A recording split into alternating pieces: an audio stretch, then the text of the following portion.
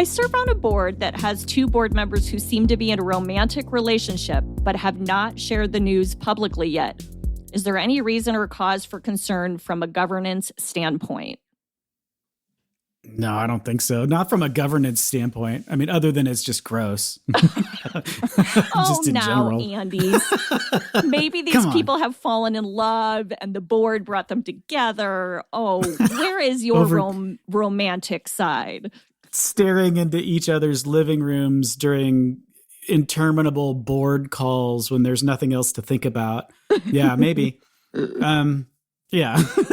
No, but from a governance standpoint, I mean, no, absolutely not. Unless the number of board members is so small that now you've got theoretically got a situation where there's a family that runs the nonprofit and you have rules in your bylaws about people not being related to each other in a certain proportion. But no, I don't see any problem with it. It's obviously something you're going to want to, as an executive director, it's something you're going to want to keep an eye on to make sure that you're not, I don't know, making them feel weird, I guess. Well, and this is the person who wrote it, mentioned that it sounds like they're kind of a co-board member. And it just makes me wonder if they're asking it, like, are they feeling like there's some sort of appearance of a conflict? I don't know. Like, I just wish we could ask more questions. But I think that, when you look at from an IRS standpoint, relationships and kind of what's defined as a conflict among board members is IRS really narrowly defines it, right? It's confined to blood relations, marriage, outside business connection. Each of those kind of have underlays and more details tied to them, but those are kind of the broad categories. And so I think it just goes back to wondering, I'm just curious to know if the person's concerned about a potential conflict, like the two can't act independently. One thing that I don't know if all of our listeners know, but the IRS actually requires that public charities have at least 51% of their voting members of the board be unrelated. So it's important, right, that if you think about it, pretend like a nonprofit had 7 board members, 2 of whom are married, that balance would be okay. So even that would be acceptable if they were married, right? So let's say this little blossoming relationship turns into marriage. Even that would be okay, theoretically. But if you only had like 4 board members attend a board meeting, and then 2 of those 4 are related through marriage, it's basically sort of in the IRS eyes, it's, that is crossing the line. A quorum hasn't been reached because they're not independent. So those are things where, like, I just think it's interesting to see. It's like at first glance you think, oh, we're going to be fine. But organizations that do have those marital relations, I'm actually working with one now where sort of the design of the organization is to have it was really established with a bunch of people who are kind of married couples. It's kind of just the way they've always been doing it. And I'm really curious to know if they know about this. So it may be something to share with them. But I think it's also just being super cognizant of just how does that impact the culture, the dynamic of the board, and those kinds of things too. Yeah. Yeah. If the number of if having 2 board members in a romantic relationship puts you in a situation where you've got to worry about conflict of interest, you've got other problems. Your board's too small to begin with. Because there's probably countless boards that have spouses on the board. And that's just how the organizations are set up. And it's not a problem unless it's just too small of a number of board members in general. So, yeah, I wouldn't be super worried about this. This is, no, So this one doesn't. Lots of things concern me. This does not. I was going to say, do a happy dance, because this is not something that you have to lose sleep about it. Yeah, you know me. I'm the first person to say, like, "Oh, the sky is falling." But yeah, this is fine. Nonprofit governance. Nonprofit answers. Nonprofit board. Nonprofit management. Nonprofit marketing. Nonprofit resources.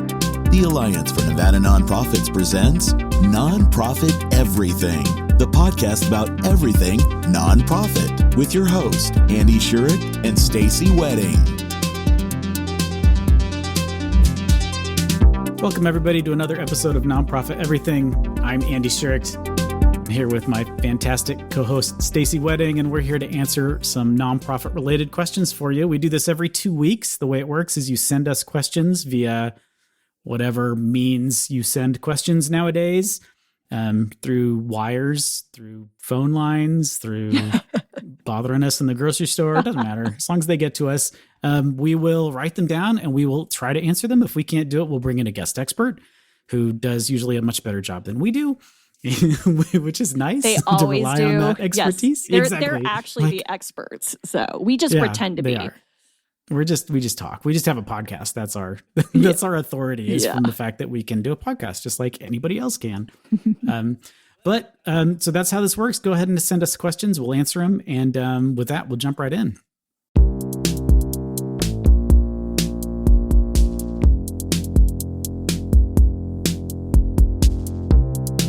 One of your previous episodes inspired me to look at the 990 of an organization that I volunteer for, and I'm also a donor of, albeit not a big one. Their 990 shows that they spend almost nothing on fundraising, and that seems wrong. They have full-time fundraising staff, and they do a big annual gala, so I expected the number to be higher. Is this something I should be worried about? First of all, thanks for listening to previous episodes and coming up with questions after listening to previous episodes. That makes me so happy. It makes me happy. I'm literally doing the happy dance. I wish you could see it right now. So I was like, someone actually listens and listened to a previous episode. And then came up with a question to derive the podcast. You get like Thank gold you. We stars appreciate you. across the board. So. And just for that, we're going to give you the right answer this time. I'm not going to tell you the wrong answer like we do sometimes. So there's a study. So the GAO, the Government Accountability Office, and this was like in 1980 something, right? Is a long time ago, did a survey of all of the information that came in via the old school 990 from way back then. And they discovered that more than half, like more than 50% of 990s that were turned in had $0 on the fundraising section of the 990. So half of the nonprofits in 1986 or whenever that was were doing it wrong.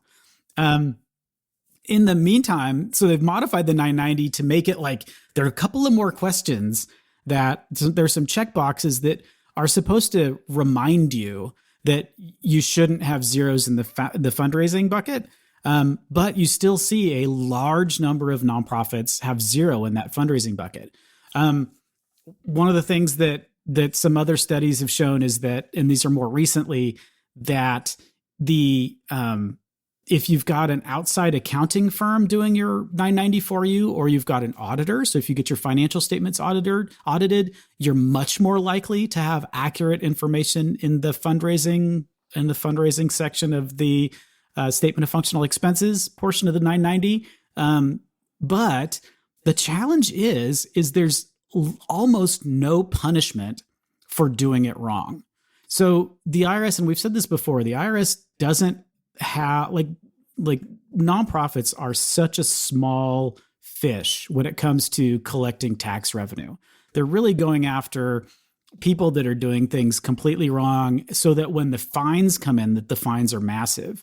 The theoretical punishment for a nonprofit that's filling out things wrong is people like you, donors and volunteers, reading the 990 and going, that can't be right. So if they're doing their 990 wrong, what else are they doing wrong? Maybe I shouldn't be bothered. But the truth is that when people make a donation, and this is like the biggest rabbit hole of a question. When people make a donation, they're trying to get a good feeling. Like they're basically paying to feel good about something. And so it's not in their best interest a lot of times to do additional research that's going to make them not feel good about it, right? It's like when you go to a restaurant and they've got the calories printed on a menu item, you're like, oh, I really wanted that, right? Then when you see and you're like 1,800 calories, you're like, how is that 1,800 calories? That's like a full day's worth of food. It is awful. Right? And then you feel bad. And the reason you were going to get the double bacon barbecue cheeseburger or whatever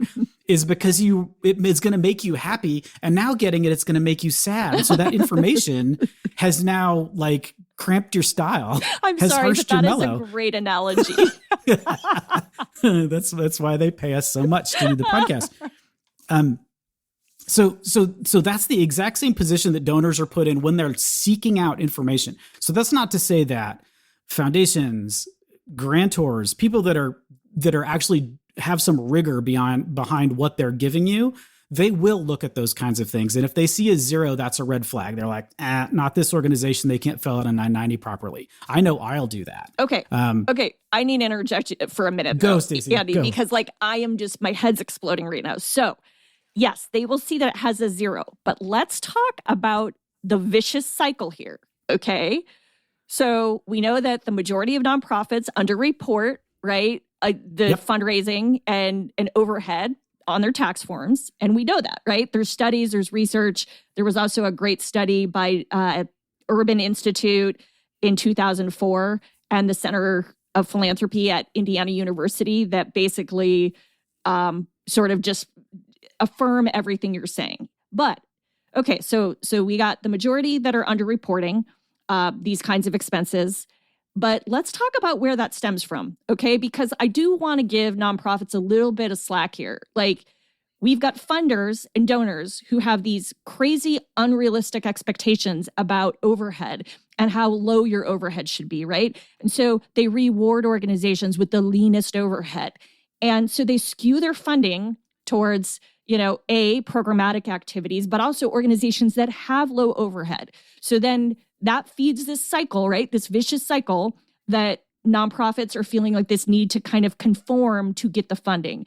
And so this is where this question is a great question, but I also am like, gosh, it is so multifaceted because it's not that nonprofits are bad people. They're caught up in a cycle that's a really dysfunctional cycle. Yes.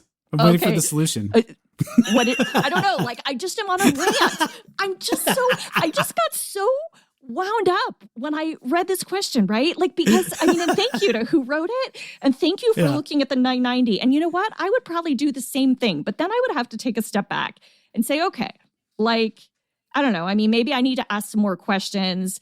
I think I would feel better if they had back to the original thing, have a professional, an outside accountant that actually does it. Because I also think sometimes, let's give the true benefit of the doubt. Maybe it's not someone who didn't intentionally underreport or misreport. Maybe they have a volunteer that's doing this and doesn't know what they're doing. So again, this sort of, begs for the need to invest right? Overhead, invest in that outside accountant who's going to help you put something together that's an accurate reflection. And yes, this larger vicious cycle thing that I'm on the kick about, just, I don't know. There's no quick solution, but I feel and I'd be really curious to know your thoughts, Andy, and I know we've touched on this before, but what about I wish we could all own, just proudly say, yes, this is my expenses to run this. And let me put some narrative, because the 990 does have some opportunities where you can actually fill in some of the narrative to help explain if something maybe is larger than it or seems, more than it should be. Or it's an opportunity to market just as much, and to share why instead of trying to hide it. And maybe then we start having more real conversations with funders and change the paradigm. What do you think? Crazy?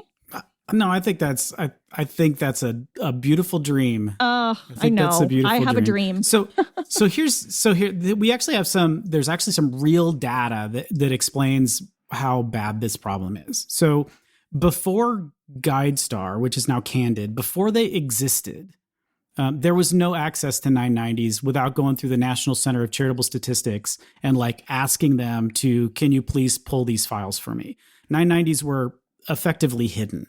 You could get them from nonprofits, but very few people did that back. So in 1997, so we have data from prior to 1997 where looking at a whole bunch of organizations. And then when they first did the first rollout of Guidestar, they didn't include the whole universe of nonprofits because that was too many. They just picked a subset of, I think, 47,000 nonprofits in 1998. So when you look at the amount of money that nonprofits got between 1996 and 1998, the people that had mandatory reporting from the 990s did not see a downward dip in donations. So that information that was invisible beforehand and then became visible when Guidestar started surfacing it, like did not change anybody's opinion in aggregate of whether or not they were, that overhead information, that fundraising ratio information didn't change anybody's opinion, which sort of puts more support behind the sense that, with the exception of some organizations that, need to learn better, most donors are giving because of the cause and not because of organizational ratios. And so it's almost a problem we shouldn't be super worried about in terms of let's game the system to make ourselves look better for the 0.001% of donors that are kind of jerks anyway. I would love to see, widespread data on, like, I love what you're saying, and I'm going to read it, but I guess I would love to really, I don't know about you, Andy, and maybe it's just like lately I've been around several, around several boards and board members who talk about we need to keep our overhead low because that's their perception. So it'd be great to show them some of this data that it actually may not hurt the nonprofit, right, to do this and to actually, report accurately.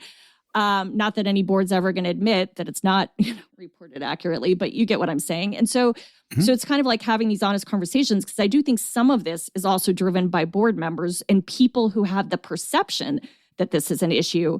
But I also think in reality, there's still, and I think there's some communities across the country that are much more progressive and I don't even know if progressive is the right word, just more educated on the fact. And, Dan Pilato, when he did his, the way we think about charity is dead wrong, a TED Talk years ago brought up, whether you like Dan or not, like he brought up a lot of good things that made donors go, yeah, like, and made board members go, yeah, it is about ultimately the impact. And we have to pay for the systems that are going to create the impact we want to see. And so maybe this is just kind of something from the past that we're all still holding on to. But I will say that in my own experience, I'm still running into regularly donors and funders that say, one of my top things I look at is overhead. And I'm getting like, then maybe we need to, as nonprofits need to figure out a way, how do we shift the conversation away from overhead and more about like getting in touch with, to your point, their feelings, how they want to feel good, feel like they're making a difference. And so maybe I think it's kind of incumbent on both parties to take a look and start shifting some things.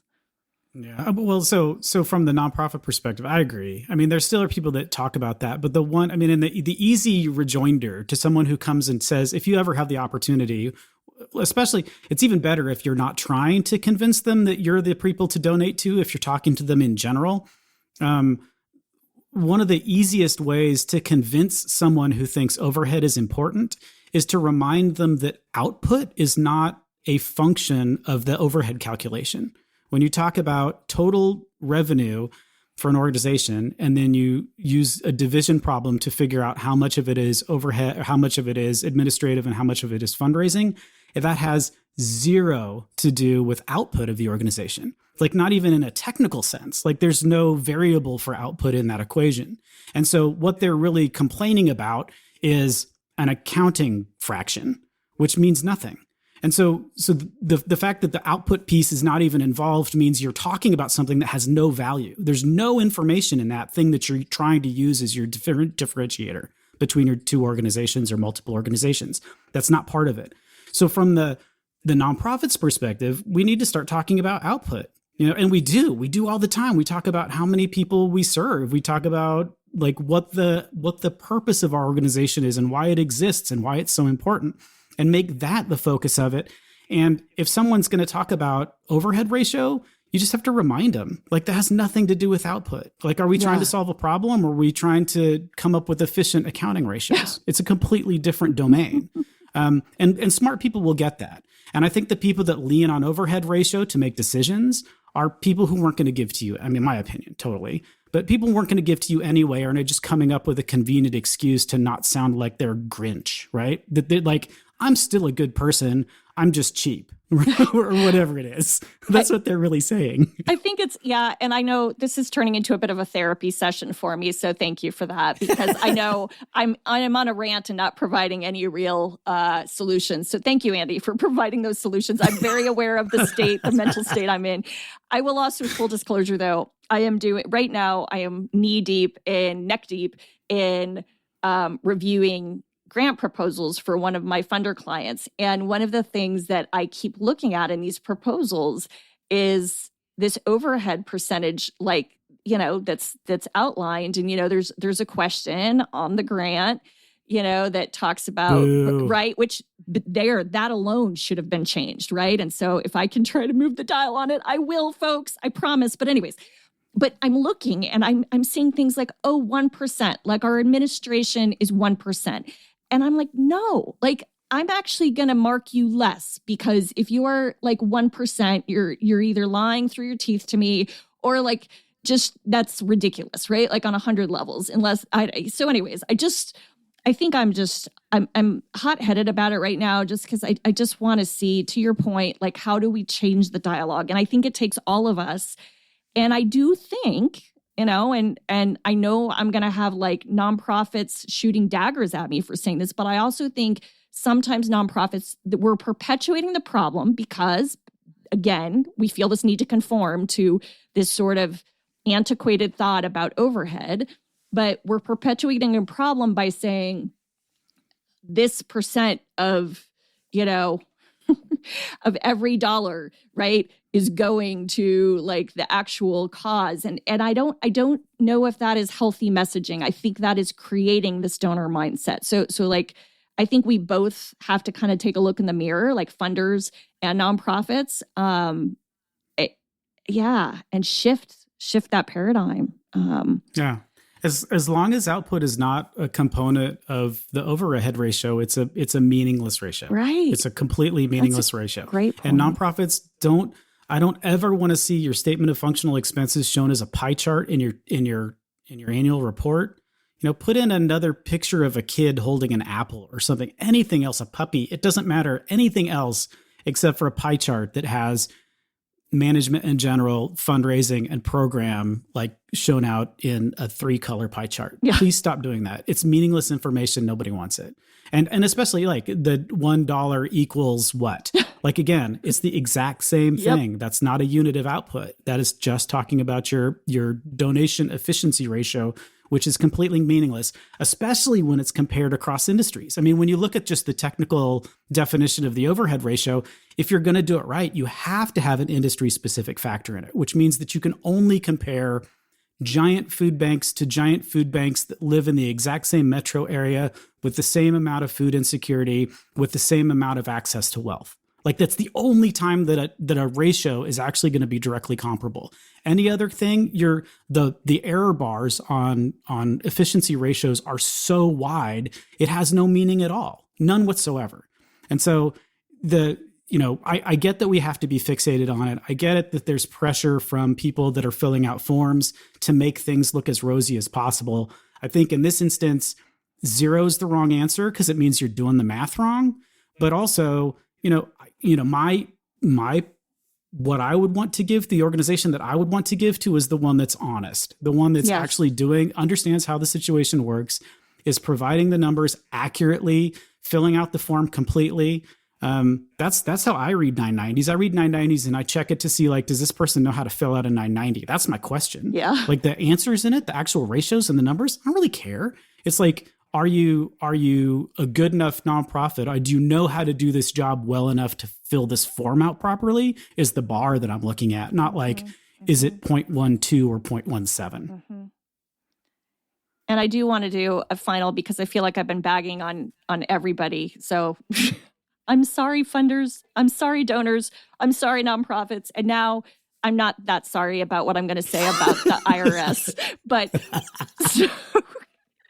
so nowhere in its definition, and tell me if I'm wrong, Andy, does the IRS, for program management, fundraising expenses, does the IRS actually address how to account for marketing and communications activities?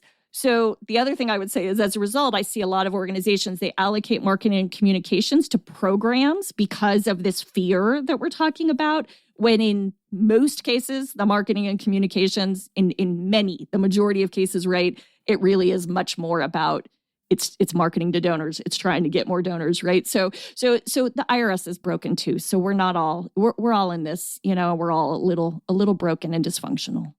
You gotta allocate it properly, right? Yeah. There's not every, like, the executive director's salary goes to, some of it has to go to administration, right? Because that's part of it. Running the board meetings is not program. No. And some of it's probably fundraising. So, I mean, you just have to do the allocations properly. And again, this is why we're having somebody that's an accountant that's working on these things for you, can like help you out with that kind of stuff. Yes. If you don't know how to do it yourself.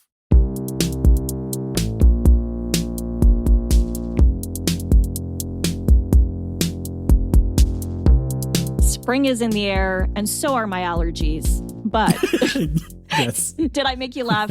Yes, Andy? yeah. Yes. As I'm watching the dust like swirl in the house and the pollen you didn't expect that at blast all, off did the you? trees. So, exactly. anyways, thank you so much for listening to another episode of Nonprofit Everything. We couldn't do this without you, our listeners, who send us the questions, who share this with your friends and colleagues, and who just give us a thumbs up and give us a good rating from time to time. So thank you for that. We appreciate your love and support. And as always, share the love, not the allergies, and send us a question.